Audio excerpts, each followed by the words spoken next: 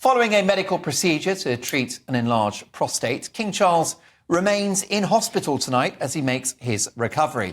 But following his health scare and given the King's age, should Prince William up his royal duties in order to support his father and prepare for becoming our next monarch?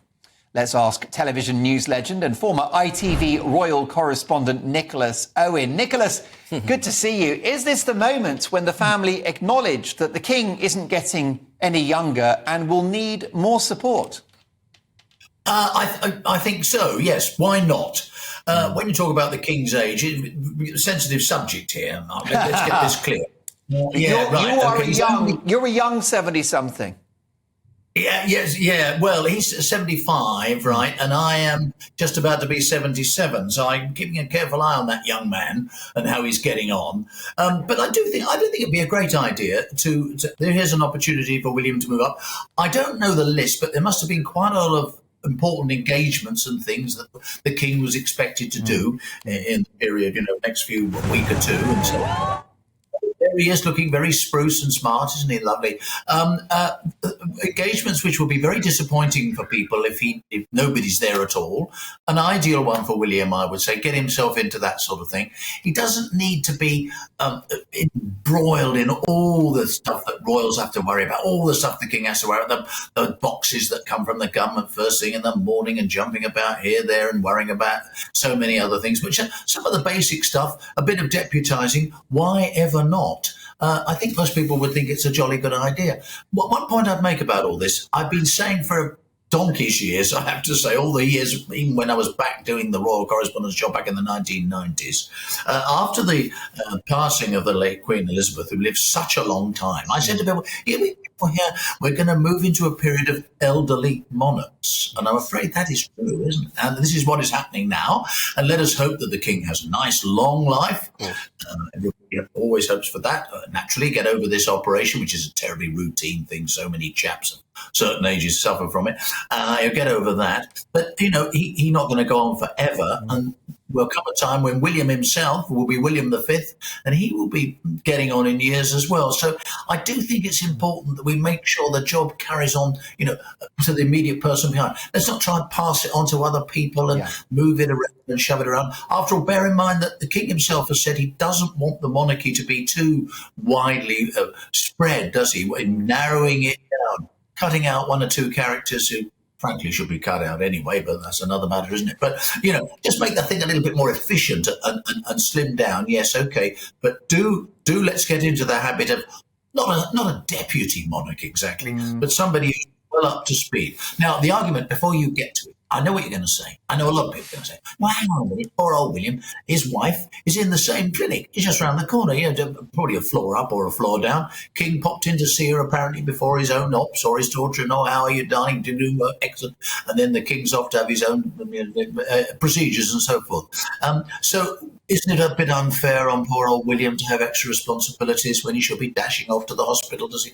No, come on. The one wonderful thing, Mark, about the royal family, I'll often ask, what do I envy anything about the royal family and their way of life?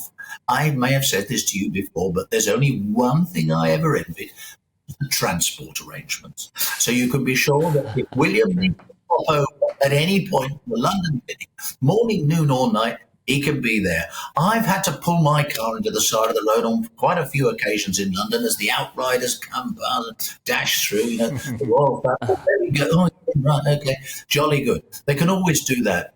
Modern logistically, it can all be sorted out. Well, next time you're in traffic, you just have to remind them that you are TV news legend Nicholas Owen, and you'll get your own cavalcade. Nicholas, stay with us because I'd love to bring my Friday friends in on this conversation. We have Peter Lloyd and Nina Mishkov. Peter, do you think that the King deserves a bit more help and that perhaps, in an interesting turn of phrase there from Nicholas, that William becomes de facto deputy king? I think that King Charles should abdicate. And I think that Prince William should step up and do the job. Do you realise this is GB News? Are you trying to get yourself cancelled? Purely, listen. I've got viewers now spat their tea out of that. The King abdicates? Listen.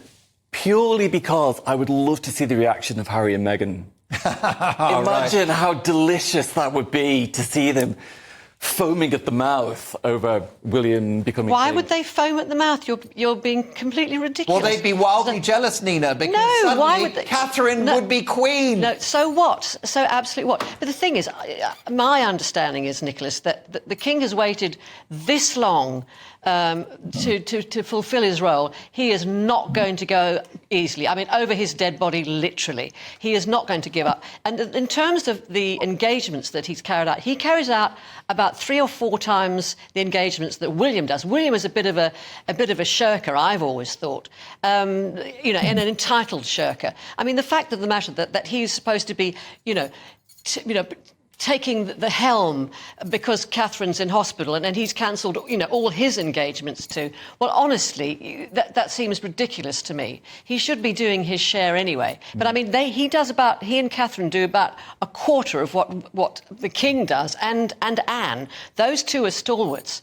And as for the king slimming the monarchy down, well, he's over-slimmed it, so that the fact of the matter is that the only royals they've got to traipse around and, cut ribbons and open buildings or what have you, are Camilla and Sophie. And those two are royals by proxy, if you like. Well, interesting. I mean, Nicholas, I think that Peter spoke with his tongue in his cheek when he talked about Charles abdicating because he just wants to annoy the Sussexes, which it certainly would. But on a serious note, and I certainly don't want to call time on his reign because he's a very fit and healthy man with huge energy. I'm a big fan of King Charles. But will he go on and on like his dear mother, or do you anticipate that one day, a few years from now, he might step aside for his own son? I can't really see it. I don't think so. I mean, Charles is very different from his mother in so many ways, but one of the ways I think he would be very much her heir and successor in everything is a belief that the monarchy goes on right to the moment when one falls away and another one comes along, and it's long live the Queen, long live the King, and so on. I think he will see his role in that way.